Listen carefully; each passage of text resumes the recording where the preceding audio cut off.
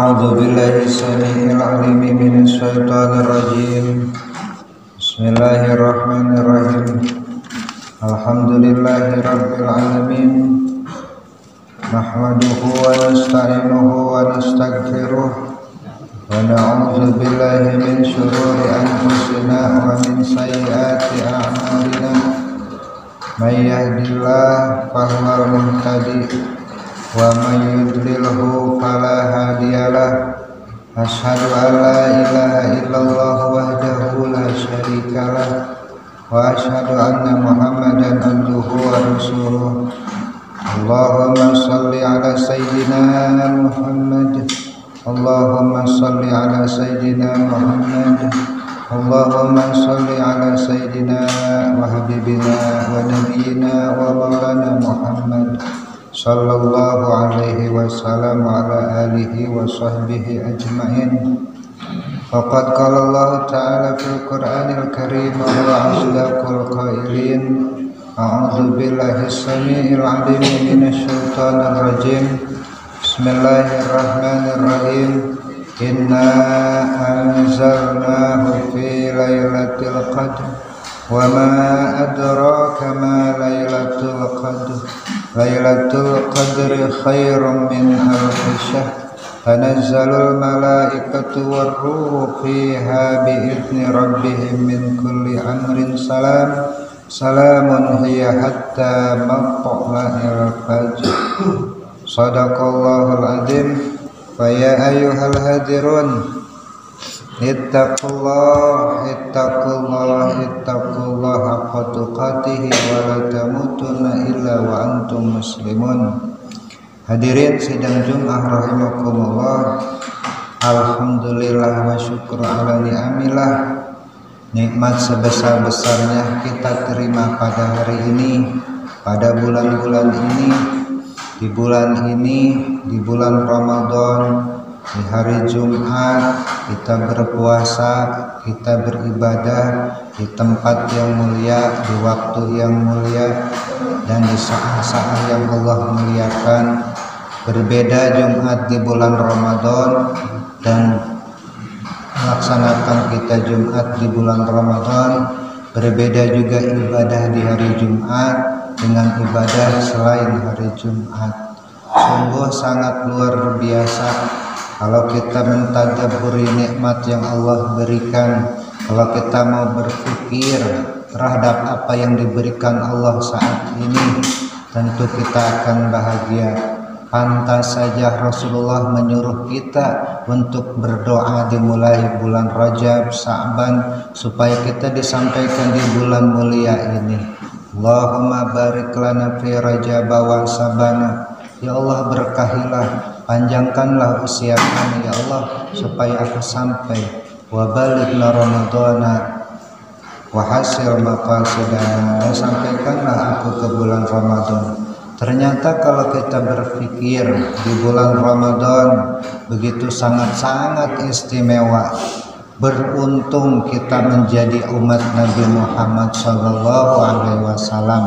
Dan pantas saja jika Nabi Musa ketika disuruh memilih oleh Allah, maukah kau jadi nabi atau pengikut Rasulullah atau umatnya Nabi Muhammad, melihat fadilah kehebatan umat Rasulullah, maka Nabi Musa lebih memilih untuk menjadi umatnya Nabi Muhammad SAW.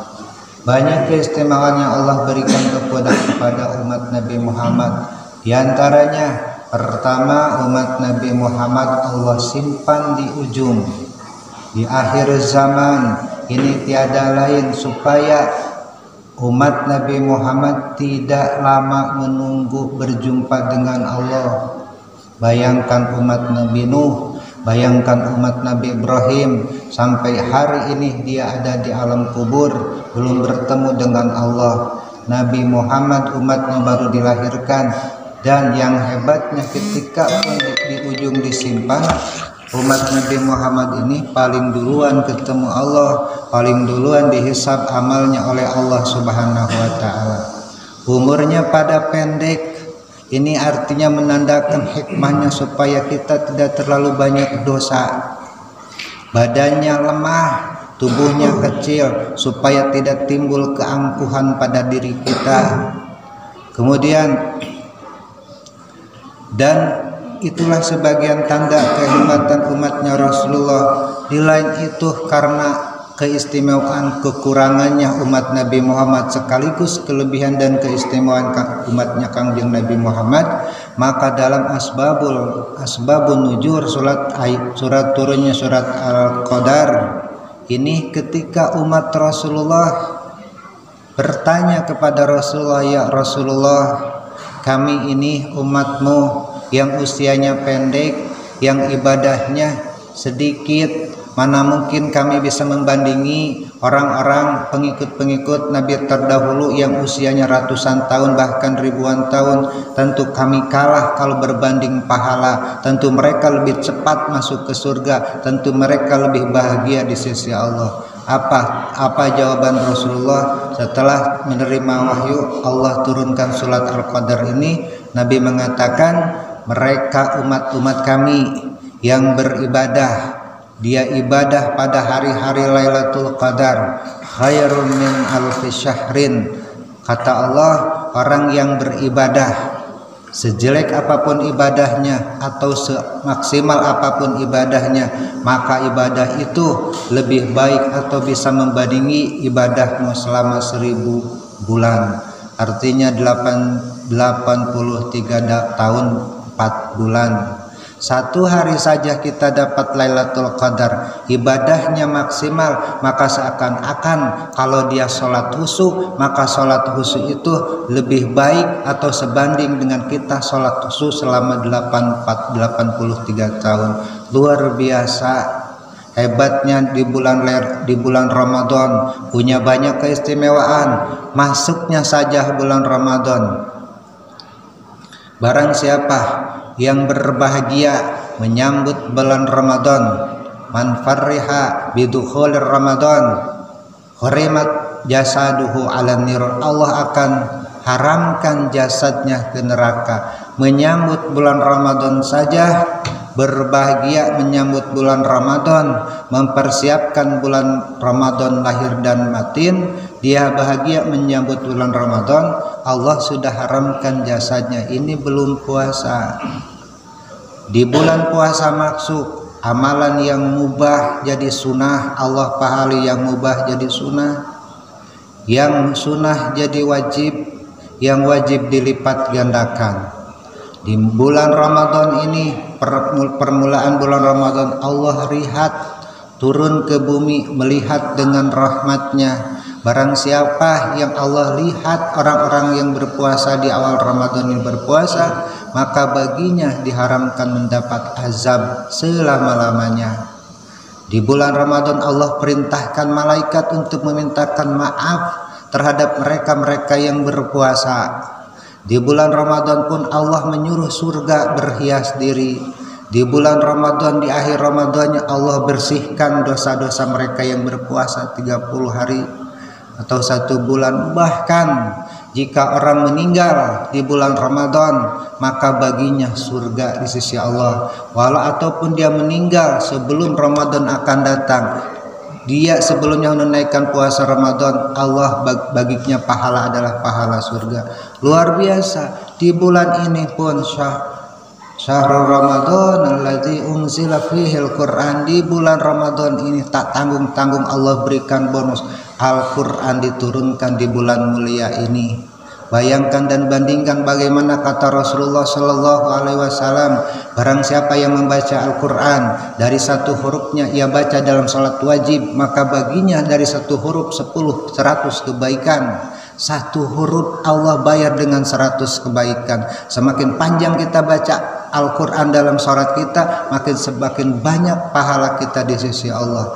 Barang siapa yang membaca Al-Quran dalam sholat sunnah, Allah pahalai dia dengan 50 kebaikan dari tiap hurufnya. Barang siapa yang membaca Al-Quran di luar sholat, maka baginya 10 kebaikan dalam tiap huruf yang ia baca. Dan hebatnya lagi, yang mendengar pun sama mendapatkan 1 bagian, 1 kebaikan dari 1 huruf yang ia dengar. Tambah lagi belum habis Allah kasihkan bonus ke kita, datangkan Lailatul Qadar. Inna anzalnahu fi Lailatul Qadar. Wa ma adraka ma Lailatul Qadar. Lailatul Qadar khairum min alfi syahr. Lebih baik ibadahnya 1000 bulan atau sebanding dengan ibadah mereka yang 1000 bulan. Ditambah lagi tanazzalul malaikatu warruhu fiha biizni rabbihim min kulli amrin salam. Allah turunkan malaikat di bawah komando Ruhul Kudus, malaikat Jibril, menyelesaikan permasalahan-permasalahan kita. Mudah-mudahan yang pengen dunia Allah berikan dunianya, yang pengen pengampunan Allah berikan ke pengampunannya, yang pengen bahagia di hari Idul Fitri Allah berikan rezekinya, yang ingin sehat Allah sembuhkan penyakitnya, yang ingin kerja Allah berikan pekerjaannya. Tanazzalul malaikatu warruh fiha biizni rabbihim min kulli amrin salam. Salamun hiya hatta matla'il fajr. Dan pada malam itu malaikat tak berhenti sampai terbitnya fajar, memberikan kesuksesan, keselamatan kepada pengikut Rasulullah. Lantas apa sekarang kita yang mesti dihadapi di 10 hari Ramadan? Rasulullah menyunahkan kepada kita untuk melakukan di bulan 10 hari di 10 hari bagian ketiga dari bulan Ramadan. Pertama, perbanyaklah zikir. Menyambut menggapai Lailatul Qadar, perbanyaklah zikir kepada Allah. Kita mampu baca tasbih, bacalah tasbih. Kita mampu baca tahmid, alhamdulillah, baca alhamdulillah. Kita mampu membaca apapun zikir kepada Allah. Wa afdalu zikri la ilaha illallah. Dan sebaik-baiknya zikir kepada Allah adalah kalimat tahlil la ilaha illallah. Kedua, apa yang mesti dilakukan menggapai bulan Lailatul Qadar? Selain zikir, Al-Qur'annya bacanya lebih banyak lagi. Kalau kemarin 10 lembar, sekarang naikkan jadi 1 juz. Kencangkan ikat celanamu, sing-singkan leher pakaianmu supaya kau menggapai Ramadan. Tapi balas sebaliknya, di 10 bulan Ramadan adanya pergeseran yang Rasulullah suruh kita umat Islam lebih dekat kepada Allah, tapi sekarang masjid tampak lenggang, yang tadarus makin kosong, orang berburu untuk membeli pakaian, makanan dan sebagainya. Itu memang tidak salah, bahkan jadi wajib kalau kita ada makanan, ataupun bisa jadi sunnah kalau untuk menggembirakan orang lain. Kalau ibu-ibunya sibuk mempersiapkan Lebaran, maka ayah suami-suaminya memperbanyak ibadah. Ketiga, berdoalah kepada Allah supaya kita dapat Lailatul Qadar. Walaupun Lailatul Qadar itu asrarun min asrarillah, itu rahasianya Allah, dari rahasia yang Allah punya. Tapi kita bermohon kepada Allah, Allahumma innaka afuwun karim tuhibbul afwa fa'fu anna. Doa itu sebanyak-banyaknya. 4, bersedekah, perbanyaklah sedekah. 5, qiyamul lailnya perbanyak. Setelah tarawih kita berhenti sejenak, dilanjutkan jam 10, jam 12 kita qiyamul lail. Mau tahajud, sesudah tidur, mau qiyamul lail, salat mutlak sampai subuh, silakan. Perbanyak sampai sebanyak-banyak dan semampu-mampunya kita. Terakhir yang mesti dilakukan oleh kita adalah sunnah Kangjeng Nabi adalah iktikaf. Iktikaf itu berdiam diri di masjid. Maka syarat iktikaf atau rukun iktikaf adalah pertama niat iktikaf, dan kedua harus di masjid. Jadi tidak sah kalau iktikafnya tidak di masjid, kecuali Imam Hanafi bilang bagi perempuan-perempuan yang rentan fitnah, maka dia boleh iktikaf di masjid, di rumah. Siapa yang beriktikaf? Mereka-mereka yang pengen ataupun ingin mendapat amalan ibadah lebih, atau pengen mendapat amalan atau Lailatul Qadar. Mudah-mudahan manfaat buat kita sekalian. Barakallahu li wa lakum bil Qur'anil azim. wa nafa'ani wa iyyakum bima fihi min al-ayati wa dzikril hakim wa taqabbala minni wa minkum tilawatahu innahu huwal ghafurur rahim.